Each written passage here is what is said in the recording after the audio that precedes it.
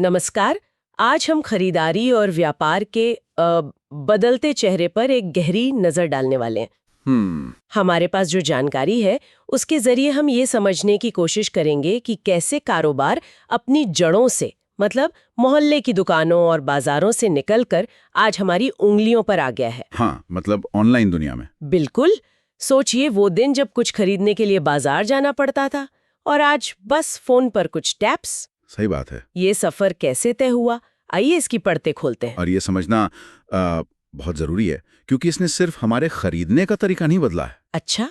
इसने व्यवसायों के काम करने के पूरे तौर तरीके ही बदल दिए हैं। उनकी सोच, उनकी पहुंच, सब कुछ। ये सिर्फ सुविधा की बात नहीं है, ये अर्थव्यवस्था में अवसरों और चुनौतियों का एक बिल्कुल नया अध्याय है। तो शुरुआत वहीं से करते हैं जहां से हम सब परिचित हैं। पहले चीजें कैसी थीं? पारंपरिक व्यापार। हाँ, विज्ञापन का दिल था, खरीदार और विक्रेता का आमना सामना। जैसे वो पड़ोस वाली किराने की दुकान या शहर का मेन मार्केट। वहां जाना, चीजों को देखना। बिल्कुल, हाथ में लेकर परखना, थोड़ा मोल भाव करना। वो एक सीधा मानवीय संपर्क वाला अनुभव था। हाँ, वो तो था। आप दुकानदार को जानते थे, वो आपकी जरूरतें समझता था। पेमेंट वो तो ज्यादातर कैश में ही होता था, या कभी-कभी चेक से शायद। हाँ, कभी कभार। और सामान वो फौरन हाथ में, संतुष्टि भी तत्काल। ये भरोसे वाले रिश्ते थे। बिल्कुल, जो सालों साल चलते थे। लेकिन इसमें एक बड़ी दीवार थी भूगोल की। मतलब आपका व्यापार आपके शहर तक ही सीमित था। सही कहा। अगर आप मान लीजिए बनारस में साड़ी बनाते हैं, तो मुंबई के ग्राहक तक पहुंचना कितना मुश्किल रहा होगा। हाँ, या कोई दूर दराज गांव का कारीगर है, उसकी कला तो गांव से बाहर जा ही नहीं पाती होगी। बिल्कुल, भौगोलिक सीमाएं व्यापार को कसकर बांधे रखती थीं। विस्तार का मतलब था नई दुकान खोलो, नया स्टाफ रखो, जो बहुत बड़ा निवेश था। हाँ, और छोटे व्यापारियों के लिए अक्सर संभव नहीं हो पाता था। ग्राहकों के लिए भी विकल्प सीमित थे। जो आसपास है वही खरीदो। यहीं पर कहानी में एक बड़ा मोड़ आता है, इंटरनेट। इंटरनेट का आगमन। वो बनारसी साड़ी वाला उदाहरण ही ले। आज वो कारीगर अपनी साड़ियों की तस्वीरें वेबसाइट पर डाल सकता है और मुंबई या लंदन से भी कोई ऑर्डर कर सकता है। हाँ, ये है ई बिजनेस, मतलब इलेक्ट्रॉनिक बिजनेस की ताकत। इंटरनेट और कंप्यूटर नेटवर्क का इस्तेमाल करके व्यापार करना। Amazon, फ्लिपकार्ट, मंत्रा और अब तो छोटी छोटी स्पेशलिटी वेबसाइट्स भी कितनी है। ये सब इसी क्रांति का हिस्सा हैं। सही बात है। और ये क्रांति सिर्फ टेक्नोलॉजी के कारण नहीं हुई, समाज भी बदल रहा था। लोगों की लाइफस्टाइल। हाँ, समय कम होता जा रहा था। बिल्कुल, उन्हें ज्यादा विकल्प चाहिए थे, कीमतें कंपेयर करनी थी आसानी से, और घर बैठे खरीदारी की आजादी चाहिए थी। इंटरनेट ने इन बदलती उम्मीदों को पूरा करने का एक शक्तिशाली जरिया दिया। ये तकनीक और बदलती उपभोक्ता आकांक्षाओं का संगम था। दिलचस्प। मतलब तकनीक अकेली काफी नहीं थी, लोगों की जरूरतें भी बदल रही थीं। और विक्रेताओं ने भी इसमें अवसर देखा होगा। दुकान का किराया, बिजली, स्टाफ, इन खर्चों से कुछ राहत। हाँ, कुछ हद तक। देखिए, ऑनलाइन व्यापार के अपने खर्चे हैं, वेबसाइट, मार्केटिंग, लॉजिस्टिक्स। लेकिन पारंपरिक दुकान के मुकाबले शुरुआती लागत अक्सर कम हो सकती है, खासकर छोटे स्तर पर। अच्छा।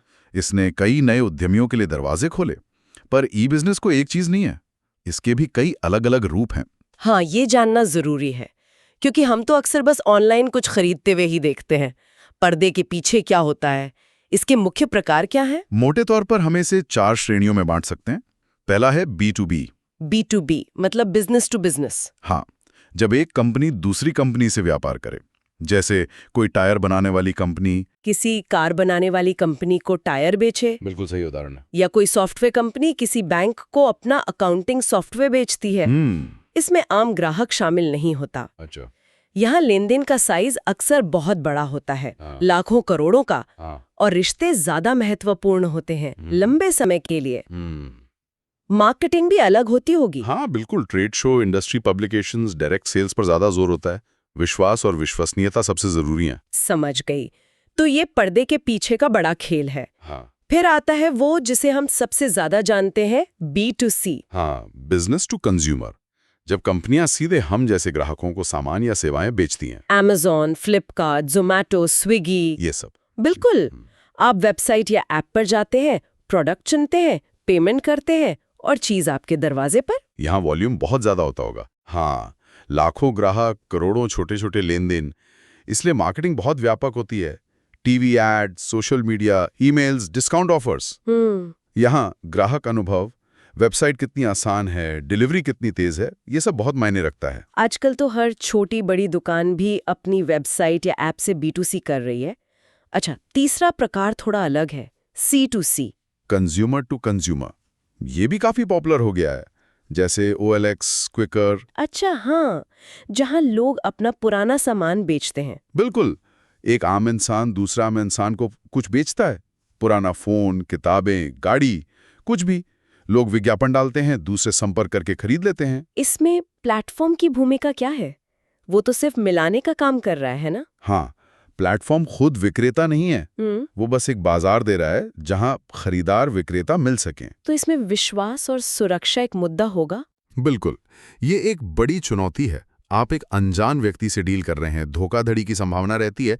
इसीलिए ये प्लेटफॉर्म्स रेटिंग सिस्टम, सुरक्षित पेमेंट वगैरह बनाने की कोशिश करते हैं। हाँ, ये बात तो है। थोड़ा डर तो लगता है पुराना सामान खरीदते या बेचते हुए। अच्छा, चौथा प्रकार C2B, कंज्यूमर टू बिजनेस। ये थोड़ा उल्टा लग रहा है। ये दिलचस्प है। इसमें व्यक्ति यानी कंज्यूमर अपनी सेवाएं या आइडिया या कंटेंट किसी कंपनी को बेचता है। उदाहरण? जैसे एक फ्रीलांस फोटोग्राफर अपनी तस्वीरें किसी स्टॉक फोटो वेबसाइट को बेचता है जहां से कंपनियां उन्हें खरीदती हैं। अच्छा। या कोई सोशल मीडिया इन्फ्लुएंसर किसी ब्रांड के लिए प्रमोशनल पोस्ट करता है, या कोई व्यक्ति किसी कंपनी के लिए पेड सर्वे भरता है। अरे वाह, तो यहाँ ग्राहक एक तरह से सप्लायर बन गया। फ्रीलांसिंग और गिग इकोनॉमी ने इसे बढ़ावा दिया होगा। निश्चित रूप से कंपनियां अब प्रोजेक्ट आधारित कामों के लिए बाहरी प्रतिभा का खूब उपयोग कर रही हैं। ये उन्हें फ्लेक्सिबिलिटी देता है। तो ये 4 मुख्य मॉडल हैं: B2B, B2C, C2C और C2B। समझ गए। हर मॉडल अलग है। हाँ, हर एक के अपने डायनामिक्स, अपनी चुनौतियां और अपने सफल होने के तरीके हैं। तो ये तो हो गए प्रकारों की बात। अब उस बड़े सवाल पर आते हैं कि आखिर ऑनलाइन कारोबार इतना चला क्यों? पारंपरिक तरीके में जो एक मानवीय स्पर्श था वो तो यहाँ है नहीं, फिर भी इतना लोकप्रिय। जाहिर है फायदे बहुत बड़े होंगे। फायदे वाकई आकर्षक हैं और कई स्तरों पर हैं। सबसे पहला और शायद सबसे स्पष्ट फायदा है समय और पैसे की बचत। हाँ, बाजार जाने का समय, आने जाने का खर्चा सब बचता है। और घर बैठे या कहीं से भी मिनटों में आप कई वेबसाइट्स पर कीमतों और फीचर्स की तुलना कर सकते हैं। बेस्ट डील ढूंढना आसान हो गया है। हाँ, वो तुलना वाला फीचर तो कमाल का है। और फिर 24/7 उपलब्धता, दुकानें बंद होने का चक्कर ही नहीं। बिल्कुल, रात के 2 बजे भी ऑर्डर कर सकते हैं। ये हमेशा खुला होना व्यवसायों के लिए भी बहुत बड़ा फायदा है। बिक्री किसी भी समय हो सकती है, टाइम जोन से परे। एक भारतीय कंपनी अमेरिकी ग्राहक को तब भी बेच सकती है जब भारत में रात हो।